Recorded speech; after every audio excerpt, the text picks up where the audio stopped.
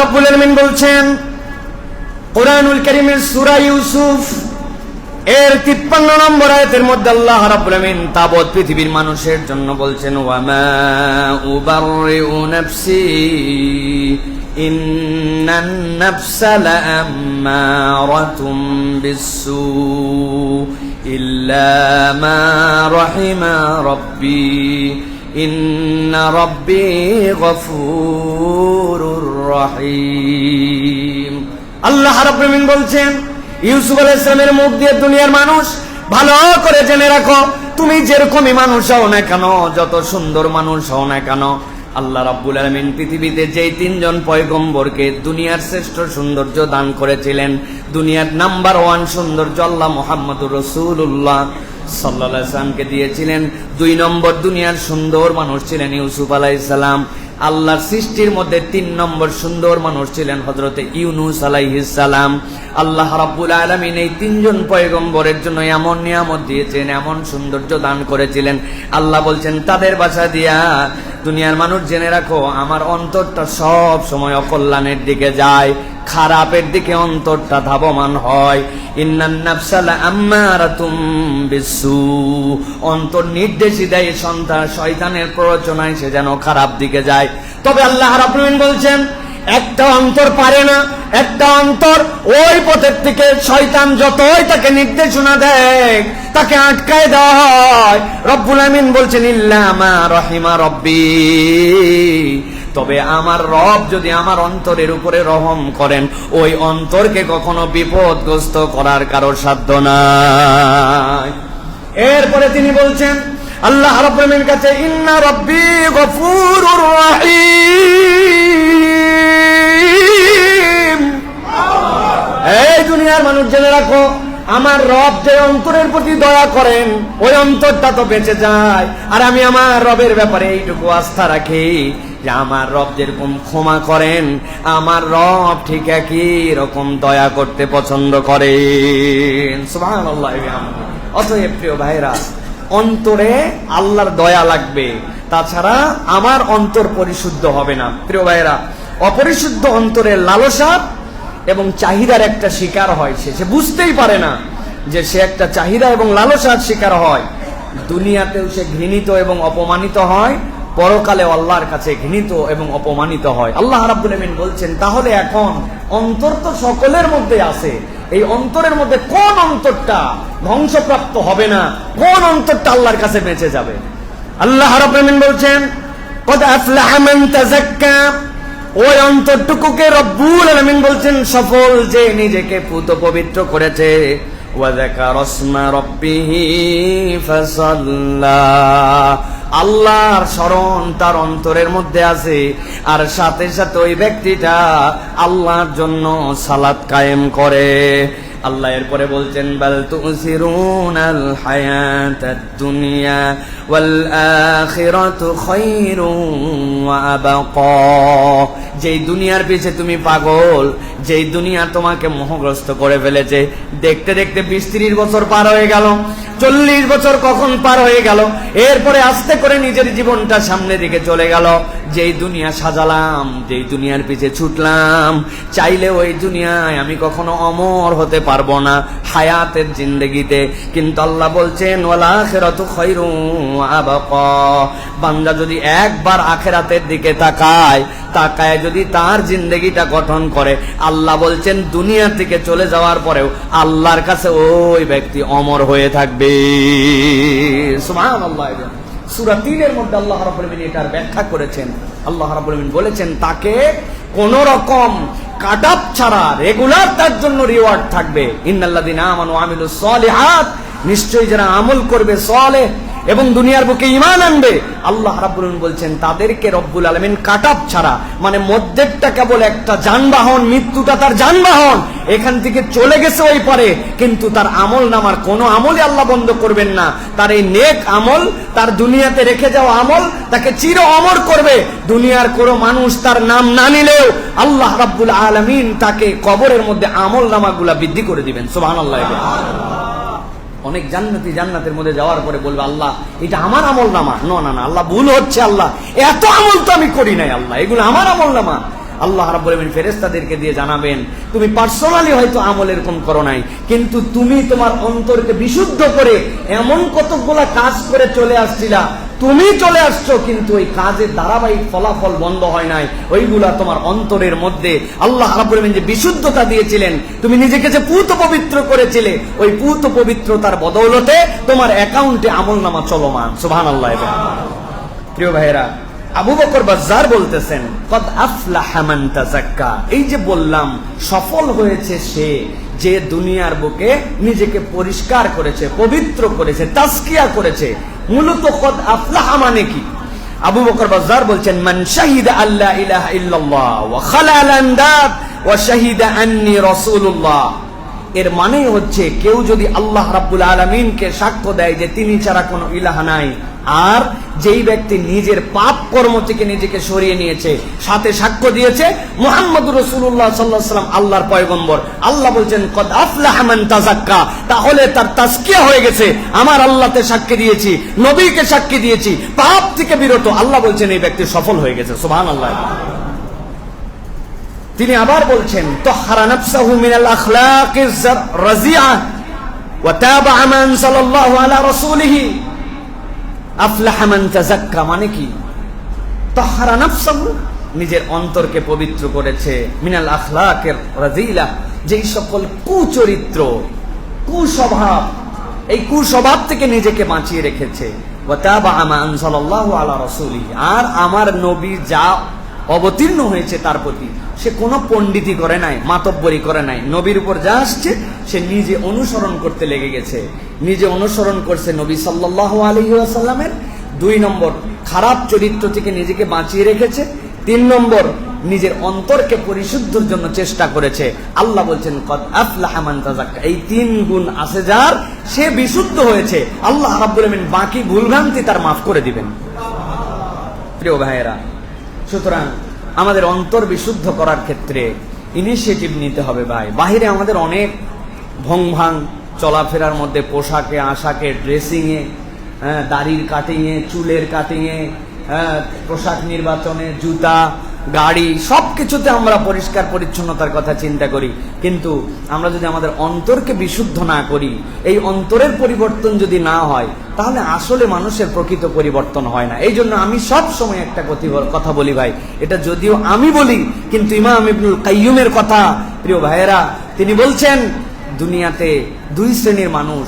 এক শ্রেণীর মানুষ বাহ্যিক দুনিয়াতে বিনয়ী, তাওয়াদু তার এর মধ্যে, বাপরে, দেখা হইলে মানুষের সামনে এমন বিনয়ী আচরণ, কিন্তু ওই ব্যক্তির অন্তর যদি বিনয়ী না হয়, অন্তরের মধ্যে যদি অ্যারোগেন্স থাকে, অন্তরের মধ্যে যদি ঔদ্ধত্য থাকে, বাইরে দেখা হইছে এমন ভাবে হেলে নরম আচরণে প্রকাশ করতেছে যে আমার মতো বিনয়ী মানুষ হয় না, কিন্তু ভিতরটা তার ঠিক হয় নাই, ভিতরে একটা হাম্বরায়, ভিতরে একটা দাম্ভিকতা, ভিতর হালে নাই।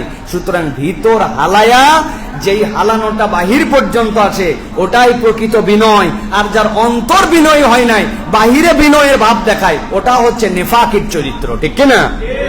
এই জন্য প্রিয় ভাইয়েরা, আমাদের এই পরিবর্তনটা দরকার, অন্তর থেকে আমি বিনয়ী কিনা। একজন মানুষের সাথে সুন্দর করে মুসাফা করলাম, সামনে অনেক কথা বললাম, চলে যাওয়ার পরে তার ব্যাপারে গীবত করতে শুরু করলাম, তার ব্যাপারে বললাম, আর বলিস না, আন্দাজি, বিরাট ভাব। এইটুকু বলে আমি কি করলাম? আমি বুঝালাম যে আমার অন্তরটা হালে নাই, আমি বাহির থেকে একটা ফেক, আমি বাহির থেকে একটা ভিন্ন রকম রূপ কেবল দেখালাম, এটা একটা মুনাফিক। এই জন্য ইমাম ইবনুল কাইয়্যুম বলতেছেন, তুমি তোমার ভিতরকেও হালাও, বাহিরকেও হালাও, প্রকৃত বিনয়ী তো সে। সুবহানাল্লাহ। সালাফদের একটা কঠিন কথা আছে, আপনাদের কাছে বলি। অনেকেই লেখে আহকারুল ইবাদ, খাক সার, নাচিজ, নিজের নামের আগে লেখে দুনিয়ার সবচেয়ে আহকারুল ইবাদ, মানে আল্লাহর যত সৃষ্টি আছে তার মধ্যে নিকৃষ্ট সৃষ্টি। বলে না ভাই এরকম করে, নিজেকে ছোট করার জন্য এরকম করে বলে। উনি বলছেন যেই কথা বলে তাকে একবার বলো কুত্তার বাচ্চা। এই কুত্তার বাচ্চা বলার পর যদি মেজাজ গরম করে, চোখ মুখ লাল হয়, তাহলে বুঝবার ওটা ভণ্ডামি, কেননা ও বলছে আহকারুল ইবাদ, কিন্তু এই কুত্তার বাচ্চা শব্দ সে নিতে পারে না। খুব ডেঞ্জারাস কথা এটা সকলে আমরা নিতে পারবো না, কিন্তু বিনয় অন্তর থেকে আসে। কোন অন্তর থেকে আসে? যেই অন্তরটা আল্লাহর জন্য তাজকিয়া হয়েছে, আল্লাহর জন্য পবিত্র হয়েছে। প্রিয় ভাইয়ের, অতএব আমরা ধ্বংসপ্রাপ্ত তালিকার থেকে বাঁচতে হলে অন্তরকে আমাদের পরিশুদ্ধ করতে হবে। প্রিয় ভাইয়েরা, 2 নম্বরে কৃপণতা।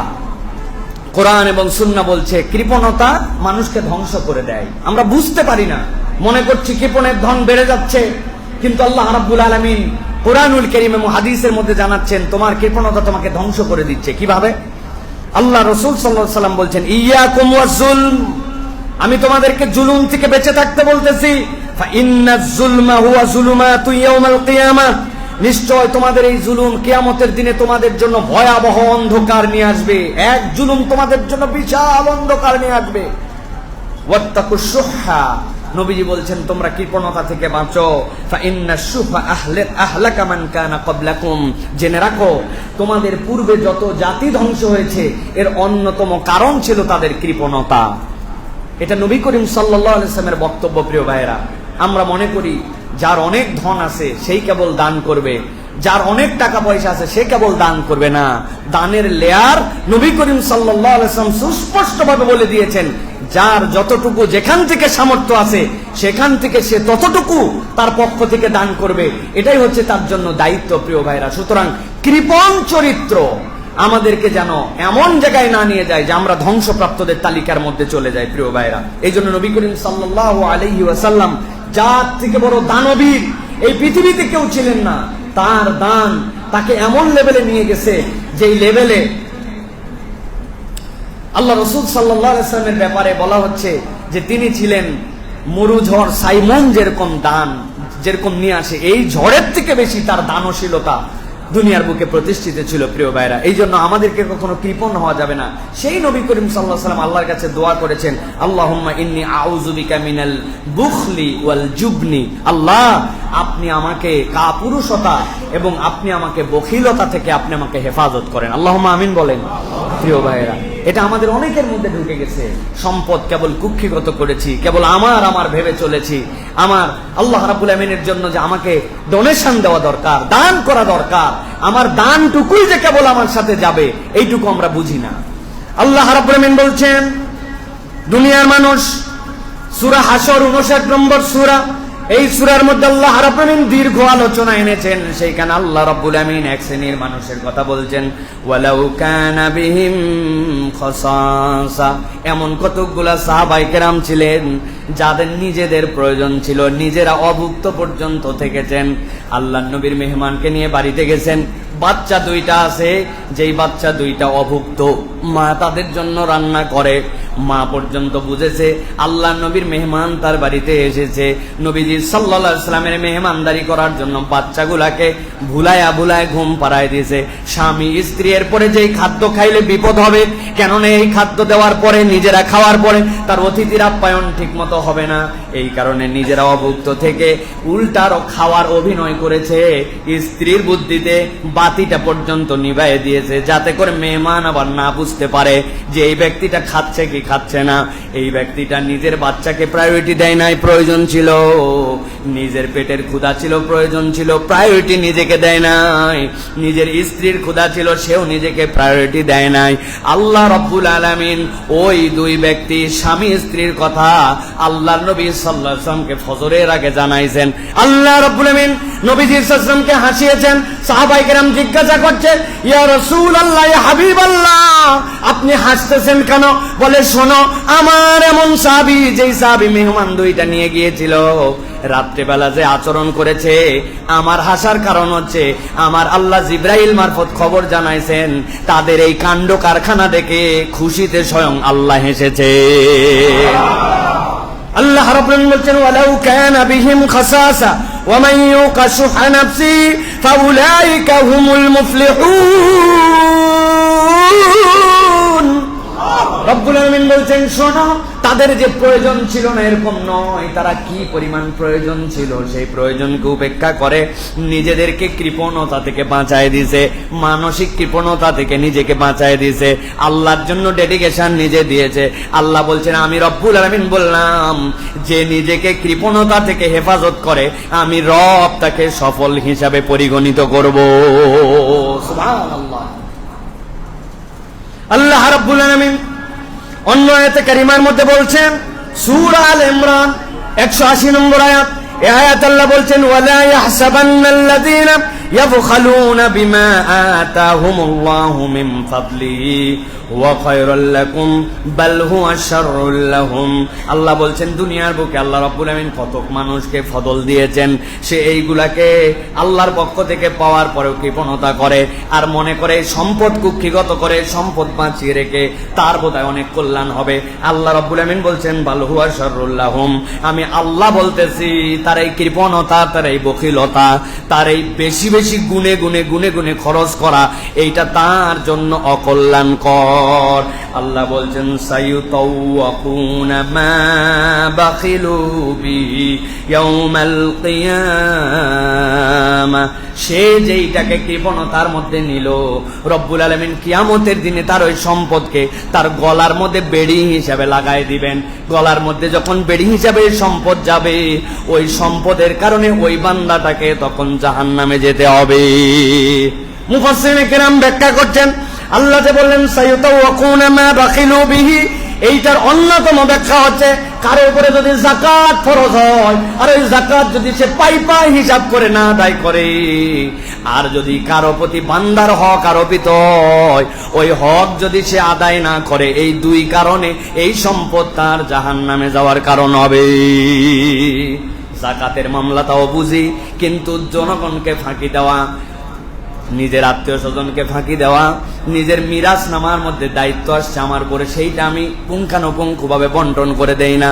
বাপ কবে মারা গেছে, ছেলেকে দায়িত্ব দিয়ে গেছিল বোনের টাকাগুলা দিয়ে দিবি, নিজে বৃদ্ধ হয়ে গেছে আজ পর্যন্ত ভাই বোনের মিরাজ নামা ঠিক মতো আদায় করে না, কিন্তু বহুবার হজ করছে, বিরাট বড় হাজী সাহেব, বিরাট বড় নাম করা সাহেব।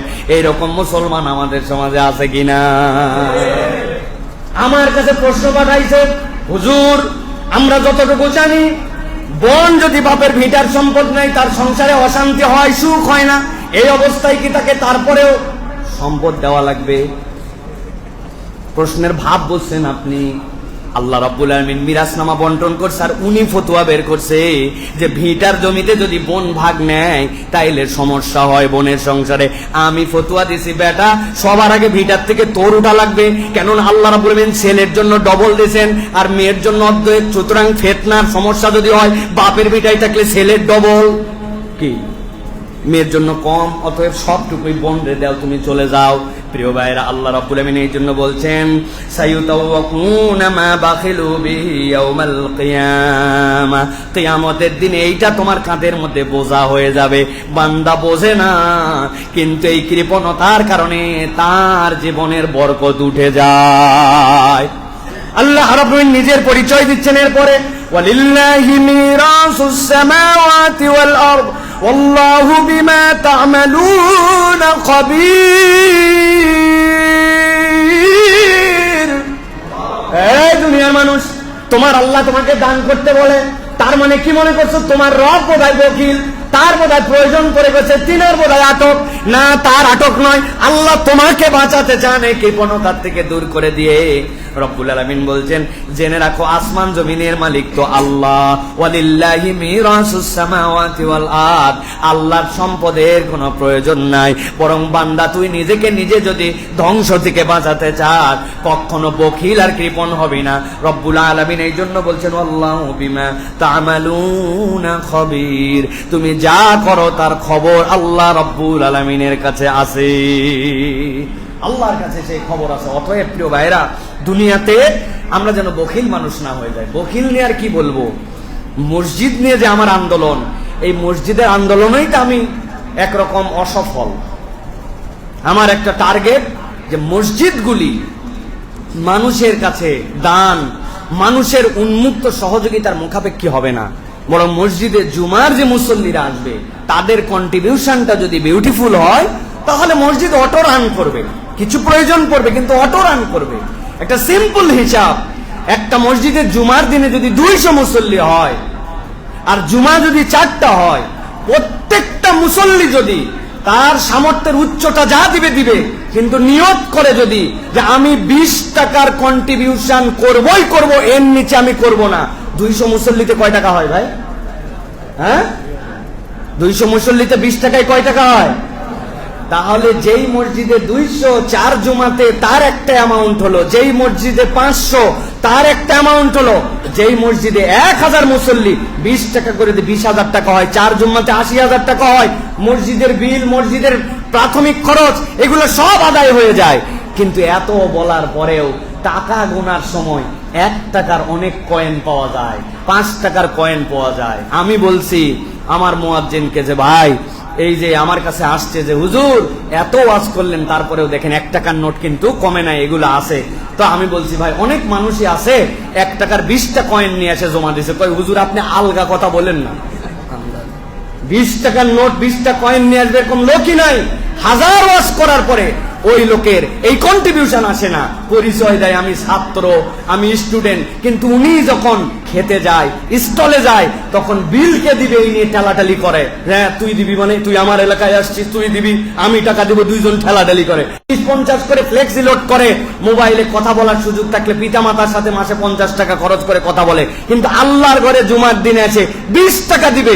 আমাদের মন মানসিকতা নাই। তো বলেন আমাদের থেকে বড় বকিল আর কৃপণ কে আছে? বলেন বলেন আপনারা রাগ করতেছেন ভাই? আরেকবার জিজ্ঞাসা করে রাগ করতেছেন ভাই? আল্লাহর ওয়াস্তে একটু রাগ করেন। কতদিন রাগহীন থাকবেন আপনারা? একটু রাগ করেন আপনারা যে হুজুর এত বড় কথা বললো, রেগে গেছি আমি, যে 20 টাকায় দিতে চাইছিলাম কিন্তু আজকে 100 মেরে দিলাম। এরকম রাগ করতে পারবেন না আপনারা ভাই? আবার একটা অজুহাত আছে, হুজুর নতুন জামা পরে আসছি তো পুরান জামার পকেটে মানি ব্যাগটা নিবে, নতুন জামাতে এগুলো ময়লা আবর্জনা কিছু সাথে আনি নাই। কোথা থেকে আসছেন ভাই? কই হুজুর আমি আদাবর থেকে আপনার ওয়াজ শোনার জন্য। কিসে আসছেন? কই রিকশায় আসছি। তো আপনি ভাড়াটা করতে দিলেন? রিকশার ভাড়া নিতে মনে নাই, ভুলে নাই। হ্যাঁ কিন্তু আল্লাহর দয়ায় মসজিদের টাকা নিতে বলে গেছে। আপনারা, এটা আমার আন্দোলন প্রিয় ভাইয়েরা, আমরা মসজিদকে মানুষের মুখাপেক্ষি করতে চাই না, সেলফ কন্ট্রিবিউশনে আমরা আল্লাহর ঘরকে বড় করতে চাই। রাজি আছেন আপনারা ইনশাআল্লাহ? এই কাজটা করতে পারবেন তো? আরেকটা পরামর্শ, আমাদের মেয়েদেরকে আমাদের জুমায় নিয়ে আসতে পারলে সকল মসজিদে বড় সুন্দর হতো। জুমার বয়ান তারা শুনতো, তারা দিন শিখে যেত। কিন্তু ওই মা ওই বোনদের পক্ষ থেকে আপনারা একটু নিয়ে আসেন, বলে আসেন যে বউ, বোন, মা 20 টাকা দাও তো। কি জন্য? বলে তোমার পক্ষ থেকে মসজিদে দান করতে চাই। দেখবেন কি খুশি হবে এই মহিলা। এবং আপনি বলবেন স্ত্রীকে, ওয়াইফকে, মেয়েকে, মাকে, আমি জুমার যাওয়ার সময় মা, আমি জুমার সময় বউ, আমাকে মনে করাই দিবা কিন্তু যে আমার এই টাকাটা কন্ট্রিবিউশন মসজিদে করতে হবে, আছে কিনা, এটা কিন্তু তোমার দায়িত্ব, এটা তুমি মনে করাই দিবে। দেখবেন খুশি হয়ে যাবে, বলবে আমার পক্ষ থেকে ওই টাকাটা দিও। আপনার সন্তান, আপনার পরিবার, আপনার স্ত্রী, তাদের জন্য আপনি ব্যাংকে ফিক্সড ডিপোজিট করেন, ভবিষ্যৎ নিয়ে চিন্তা করেন, কিন্তু আল্লাহর ঘরে এই কন্ট্রিবিউশন আপনার কিয়ামতের দিনের ফিক্সড ডিপোজিট। কারণ আল্লাহর নবী সাল্লাল্লাহু আলাইহি ওয়াসাল্লাম বলছেন, বাম্মানা লিল্লাহি মাসজিদান বানাল্লাহু লাহু বাইতান ফিল জান্নাহ। কেউ যদি আল্লাহর ঘর নির্মাণে কন্ট্রিবিউশন করে, অংশগ্রহণ করে, এর উপকারের দিকে এগিয়ে যায়, আল্লাহ রাব্বুল আলামিনের বিনিময়ে জান্নাতে তার জন্য ঘর নির্মাণ করেন। সুবহানাল্লাহ। অনেক আমলে আটকায় গেছে, আল্লাহকে বলবো আল্লাহ, আল্লাহর ঘরে আমার হালাল কামাই থেকে দিয়েছিলাম, অতএব তোমার নবী বলছেন জান্নাতে আমার ঘর আছে, অত বড় জান্নাত লাগবে না, ঘর দিলে হবে। খালি আল্লাহকে বলতে পারবো না? রব্বুল আলামিন এরকম অজুহাত খুঁজবেন, অজুহাত খুঁজে খুঁজে বান্দাকে মাফ করে দিবেন। অতএব কৃপণ হস্ত হওয়া যাবে না। আল্লাহ যেন এই রিমাইন্ডারটা আমাদের মনের মধ্যে দান করেন, বলেন আল্লাহুম্মা আমিন। প্রিয় ভাইরা, ইবনে মাজার ভিতরে আসছে, এই বিষয়ে আরো কিছু কথা বলবো প্রিয় ভাইরা। সেটি হচ্ছে 3 নম্বরে মানুষ যে কারণে ধ্বংসপ্রাপ্ত হয় সেটা হচ্ছে দাম্ভিকতা। কি বলেছি বলেন? কি বলেছি? দাম্ভিকতা মানুষ ধ্বংসের কারণ, নীরবে মানুষ ধ্বংস হয়ে যায়। আল্লাহ রাব্বুল আলামিন কুরআনুল কারীমের 16 নম্বর সূরা নাহলের 23 নম্বর আয়াতের মধ্যে বলছেন, লা জারামা আন্নাল্লাহা ইয়ালামু মা ইউসিররুনা ওয়া মা ইউলিনুন ইন্নাহু লা ইউহিব্বুল মুস্তাকবিরিন। আল্লাহ বলছেন, দুনিয়ার মানুষ জেনে রাখো, তুমি যা করো গোপনে, যা করো প্রকাশ্যে, সব খবর জানেন কে? আল্লাহ। আল্লাহ রাব্বুল আলামিন বলছেন, ইন্নাহু লা ইউহিব্বুল মুস্তাকবিরিন। রব্বুল আলামিন যে দুনিয়ার বুকে অহংকারী, দাম্ভিক, আল্লাহ রাব্বুল আলামিন তাকে পছন্দ করেন না। মুফাসসিররা ব্যাখ্যা করছেন, তাফসিরে কাবীরের ভিতরে আসছে, তাফসির ইবনে আশুরের ভিতরে আল্লামা ইবনে আশুর রাহমাতুল্লাহি আলাইহি বলছেন, আল্লাহ এমনি বলতে পারতেন ইন্নাহু লা ইউহিব্বুল মুস্তাকবিরিন, কিন্তু আল্লাহ আগে কেন বললেন লা জারামা আন্নাল্লাহা ইয়ালামু মা ইউসিররুনা ওয়া মা ইউলিনুন, কেননা অধিকাংশ অহংকারের বিষয়টা অন্তরের সাথে জড়িত। অহংকার সব সময় বাহিরে দেখা যায় না, কিন্তু অন্তরটা এমন ভাবে অহংকারী হয়ে যায়। আল্লাহ বলছেন আল্লাহ ভেতর বাহির সব জানেন, এরপরে বলছেন আল্লাহ দাম্ভিক ব্যক্তিকে পছন্দ করেন না। আল্লাহ রাব্বুল আলামিন এরপরে কোরআনুল কারীমে সূরা লুকমানের 18 নম্বর আয়াতের মধ্যে বলছেন ওয়ালা তুসাইর খাদ্দাকা লিন-নাস ওয়ালা তামশি ফিল আরদি মারহা ইন্নাল্লাহা লা ইউহিব্বু কুল্লা মুখতালিন ফাখুর। আল্লাহ বলছেন ওয়ালা তুসাইর খাদ্দাকা লিন-নাস, তুমি তোমার মুখকে দাম্ভিকভাবে কোনো মানুষের দিক থেকে ফিরাই নিও না। ওয়ালা তামশি ফিল আরদি মারহা, দুনিয়ার বুকে কখনো তুমি দাম্ভিক হয়ে চলাফেরা করো না। ইন্নাল্লাহা লা ইউহিব্বু কুল্লা মুখতালিন ফাখুর, দুনিয়ার বুকে আল্লাহদ্রোহী আর দাম্ভিক এইগুলা মানুষকে রব্বুল আলামিন পছন্দ করেন না। ওয়ালা তুসাইর খাদ্দাকা লিন-নাস, এটা তাফসীরের ভিতরে আল্লামা রাগিব ইসফাহানি আখলাকুন নবীর ভিতরে এটার কতগুলা বর্ণনা নিয়ে আসছেন, যে মানুষের দিক থেকে মুখ ফিরায় নেওয়া। মানুষের দিক থেকে মুখ ফিরানো মানে কি, যে একটা মানুষকে আপনি অন্তর থেকেই এমন ভাবে অপছন্দ করতে শুরু করে দিয়েছেন যে ওই মানুষকে আপনার মোটেও ভালো লাগে না। আপনি তার ঈমান থাক, আমল থাক, যাই থাক, আপনি তাকে অপছন্দের তালিকার মধ্যে ফেলছেন। আমাদেরও কিন্তু এরকম অপছন্দের তালিকা আছে না ভাই? একদম অপছন্দ করে ফেলেছি। এইটা হচ্ছে আল্লাহ এবং তার রাসূলের নীতির বিরোধী। আপনি তার সাথে সকলের সাথে আপনার হৃদ্যতা, সকলের সাথে আপনার একদম হেভি মহব্বত, জিগরি দোস্তালি থাকবে না, কিন্তু ঈমানের দাবিতে প্রত্যেক মানুষের সাথে আপনার একটা ভালোবাসা থাকবে। ওইটার নাম হচ্ছে আপনার ঈমানি মহব্বত, ঈমানি ভ্রাতৃত্ব। এইটা যেন কখনো চলে না যায়। এটা আমাদের অনেকের মধ্যে দিকেই চলে গেছে। উমুকে উমুক দল করে, তুমুকে তুমুক পার্টি করে, উমুকে উমুক হুজুরের মুরিদ, তুমুকে হচ্ছে সালাফি, তুমুকে হানাফি। আমি একটা দল নির্ধারণ করে আমি আমার পছন্দ অপছন্দের তালিকা বের করেছি। আব্দুল্লাহ জাহাঙ্গীর রাহিমাহুল্লাহ বলতেন যে বাংলাদেশের সব মুসলমান একটা বিষয়ে একমত হয়েছে যে সবাই জাহান্নামে যাবে। বললাম স্যার এটা আবার কেমন কথা, সব মুসলমান একমত হয়েছে সবাই জাহান্নামে যাবে? উনি বলছেন যে দেখো আমার দল এটা, আমি বলতেছি আমি একমাত্র সহি দল, বাকি জাহান্নামী, তাহলে ওরা জাহান্নামী। ওরা আবার বলছে আমি একমাত্র সহি, তোরা জাহান্নামী, তাহলে ওর দৃষ্টিতে আমরা জাহান্নামী, আমার দৃষ্টি তোরা, তাহলে বাংলাদেশের সকলে এক হয়েছে, আমরা সবাই জাহান্নামী। নাউজুবিল্লাহ বলেন। প্রিয় ভাইরা, অথচ আমাদের টান থাকার কথা ছিল যে জান্নাতের দিকে মানুষকে বেশি টানবো, আমি জান্নাতি ভাববো, তাকে অজুহাত খুঁজবো তাকে বাঁচাই দেওয়ার জন্য। কিন্তু আমরা অজুহাত বাঁচানোর জন্য খুঁজি না, আমরা অজুহাত খুঁজি কেবলমাত্র তাকে গর্তে ফেলার জন্য। প্রিয় ভাইরা, এই জন্য এই দাম্ভিকতা যেন আমার মধ্যে না থাকে।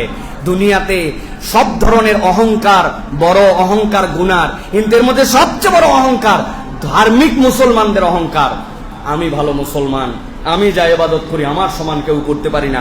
এই যে আমি ভালো মুসলমান অন্যরা খারাপ, এর থেকে নিকৃষ্টতম আর দাম্ভিকতা দুনিয়ার বুকে কিছু নাই। কেননা ওই ইমানদারকে নামাজ থেকে গাফেল করে মিথ্যা কথা বলায়, ওই ইমানদারকে ঘুষ খাওয়ায়, ওই ইমানদারকে প্রতারণা করায় শয়তান জাহান্নামে নিতে পারবে না, কিন্তু শয়তান কৌশলে তাকে ভালো মানুষ সাজায় তার সব আমল ধ্বংস করায় দিয়ে তাকে জাহান্নামে নিবে। অতএব এখান থেকে আমাদেরকে বেঁচে থাকার জন্য চেষ্টা করতে হবে প্রিয় ভাইরা। এই জন্য অন্যের চেয়ে নিজেকে ছোট ভাবা, এটা সকল সালাফদের তরিকা ছিল প্রিয় ভাইরা। জান্নাত এবং জাহান্নাম ঝগড়া করে, জাহান্নামের ঝগড়ায় জান্নাতের সাথে। এরপরে জাহান্নাম বলেছে আমি দুই শ্রেণীর মানুষকে গিলে খাবো, এই দুই শ্রেণীর মানুষকে তুমি কখনো জান্নাতে নিতে পারবা না। কি বলেছে? এর 1 নম্বর পরাক্রমশালী স্বৈরাচারী, আর 2 নম্বর অহংকারী। কি বলেছি ভাই? 1 নম্বর পরাক্রমশালী স্বৈরাচারী, আর 2 নম্বর পরাক্রমশালী স্বৈরাচারী মানে কি? আমি যা করব তাই, আমি আইন বানালাম 2009 সালে, আল্লাহ ওইটা দিয়ে 2024 সালে ঢুকায় দিল। আছে না? আইন কি এরা বানাইছে?